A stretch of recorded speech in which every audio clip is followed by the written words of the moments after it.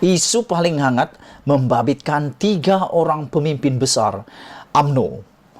Ini paling panas, memang paling panas dan paling panas. Tidak ada yang lebih panas daripada ini. Apabila penyelewengan proyek kapal perang LCS menghanguskan wang Malaysia berjumlah RM 890 juta, bosku. Bayangkan itu. 890 juta hangus begitu sahaja. 3 orang pemimpin UMNO, 3 orang bekas pemimpin Malaysia harus menjawab ini. Siapa lagi kalau bukan Najib, Zahid dan Hisamuddin Tun Hussein. Ini pendedahan yang paling hangat di media sosial dan juga di parlimen, sehingga parti pembangkang dan juga ahli-ahli parlimen daripada pembangkang, juga beberapa orang daripada kerajaan menggesa supaya dibuat satu sidang khas parlimen untuk membincangkan tentang khas usul berkaitan dengan kapal perang LCS yang telah menghanguskan wang sebanyak RM 890 juta. Najib, Zahid dan Hisamuddin Tun Hussein harus menjawab dengan segera. Wajib jawab. Mengapa ini berlaku? Ikuti terus pendedahan ini. Jangan lupa tinggalkan komen Anda, tekan butang subscribe untuk mendapatkan terus isu-isu semasa daripada channel yang luar biasa ini. Jom kita tengok apa sebenarnya yang berlaku sehingga 890 juta ini hangus apabila penyelewengan proyek kapal perang LCS berlaku. Saya mengalu-alukan tumpuan masyarakat kepada nasib prajurit negara yang secara langsung berkait dengan dana awam. Isu ini lebih kritikal berbanding skandal-skandal lain kerana ia melibatkan pelbagai dimensi multidimensional seperti: pertama, penyelewengan dana rakyat untuk membina sistem pertahanan negara yang dianugerahkan terus kepada syarikat yang dikawal tabung amanah yang sepatutnya menjaga kebajikan prajurit. Seterusnya, apabila projek dan dana diselewengkan, bukan sahaja tabung amanah mengalami kerugian, sistem pertahanan negara terdedah kepada pelbagai risiko apabila kelengkapan dan persenjataan menjadi lapuk dan ketinggalan zaman.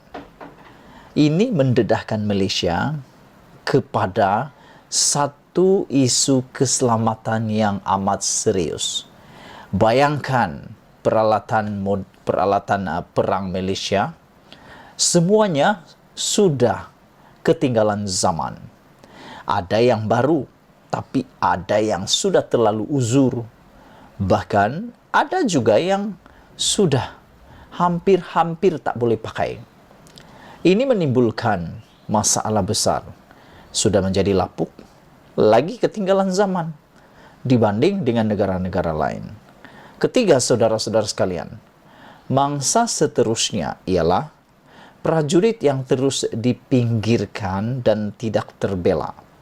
Sedangkan jika berbilion ringgit yang diselewengkan melalui perolehan projek-projek pertahanan ini tidak berlaku, wang itu boleh digunakan untuk memberi allowance dan pencen yang lebih baik kepada prajurit.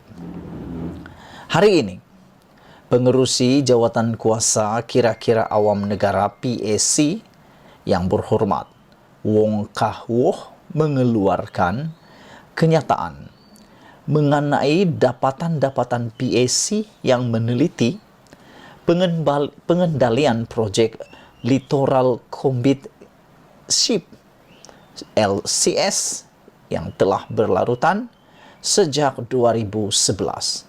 Bayangkan, perkara ini sudah bermula sejak 2011 lagi, sehingga tahun 2022 ini. Berapa puluh tahun sudah belum selesai. Untuk makluman orang ramai, proyek yang dianugerahkan secara terus dalam tahun 2011 telah menelan belanja sebanyak Rm6 bilion setakat 2022. Tetapi satu kapal perang pun belum disiapkan.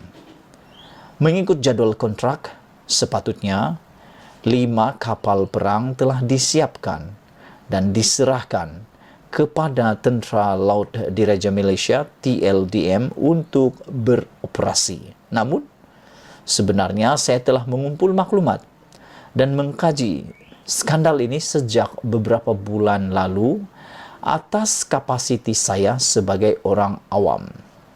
Berikut adalah maklumat penting yang perlu diketahui oleh orang awam. Pertama, pada 16 Disember 2011, Kementerian Pertahanan mengeluarkan surat lantikan Letter of Award atau LOA kepada Boasted Naval Shipyard Sdn Bhd untuk membina dan membekalkan 6 Second Generation Patrol Vessel SGPV Littoral Combat Ship LCS dengan jumlah kontrak sebanyak Rm9 bilion. Menteri Pertahanan pada ketika itu yang bertanggung jawab menguruskan projek ini ialah Datuk Seri Ahmad Zahid Hamidi, Presiden UMNO sekarang. Kedua, Kerajaan Persekutuan menandatangani kontrak akhir dengan BNS bagi kontrak berjumlah Rm9 bilion ini pada 17 Julai 2014. Menteri Pertahanan pada ketika itu yang merundingkan perjanjian akhir ialah Datuk Seri Hisamuddin Hussein, Menteri Kanan Kerajaan Gabungan PAS UMNO Bersatu sekarang.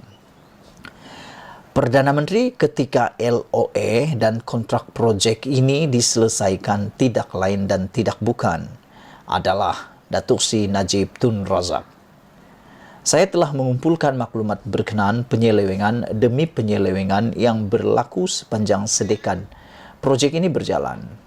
Saya akan kembali mendedahkan satu persatu dalam siri ekspos sepanjang bulan Ogos ini, seperti yang saya pernah lakukan semasa skandal NFC, 1MDB, tabung haji, dan Felda dahulu. Saya bermula pada hari ini dengan soalan yang mudah.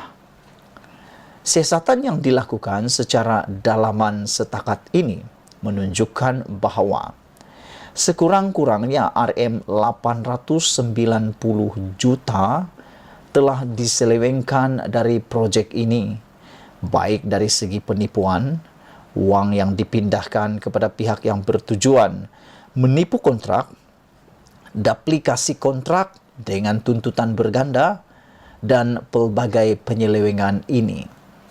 Saya percaya siasatan dalaman ini telah sampai kepada Hisamuddin Hussein. Sebagai menteri yang menandatangani kontrak dalam tahun 2014, beliau juga menteri yang menandatangani perjanjian tambahan supplementary contract pada 31 Mei 2022 untuk menghidupkan kembali projek ini. Sebagai Menteri Pertahanan yang paling lama menguruskan projek ini, beliau sudah tentu tahu tentang segala laporan dalaman mengenai penyelewengan projek ini. Sebagai Menteri Pertahanan yang paling lama menguruskan, pasti beliau tahu tentang segala laporannya. Kenapa sehingga sekarang beliau tidak mengambil tindakan untuk menangani penemuan penyelewengan berjumlah Rm890 juta ini? Kerana tidak ada satu kes pun yang dibawa terhadap pihak-pihak yang dinamakan terlibat di dalam penyelewengan tersebut. Skandal ini bakal memerangkap UMNO menjelang PRU 15 ini kerana ia akan membuktikan bahawa bagaimana UMNO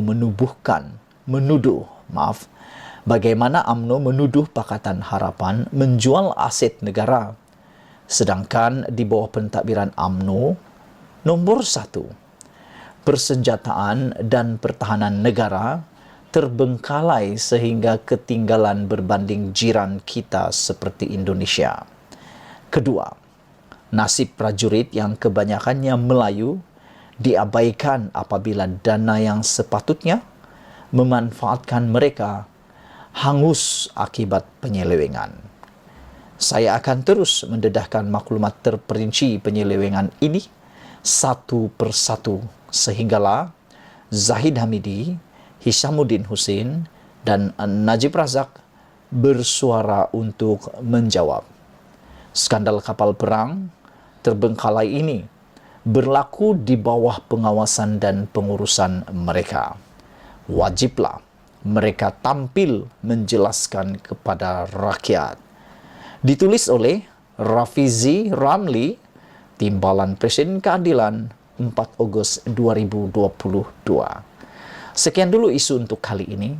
Jangan lupa tinggalkan komen anda tentang isu pada malam ini, yaitu bertajuk penyelewengan projek kapal perang LCS hanguskan 890 juta ringgit. Najib, Zahid dan Hishamuddin Hussein wajib jawab. Seperti biasa, kan Najib adalah Perdana Menteri Facebook yang selalu menjawab dengan tangkas, berani bergaya di Facebook. Adakah isu ini akan menjadi sebahagian daripada isu yang akan dijawab dengan segera? Ataupun isu ini akan mati dan tinggal begitu sahaja? Tapi janji Rafizi, beliau akan korek dedah sehinggalah mereka menjawab. Kita tunggu nanti. Malaysia kita punya, kita jaga sama-sama cintai Malaysiaku. Kita jumpa lagi. Bye-bye.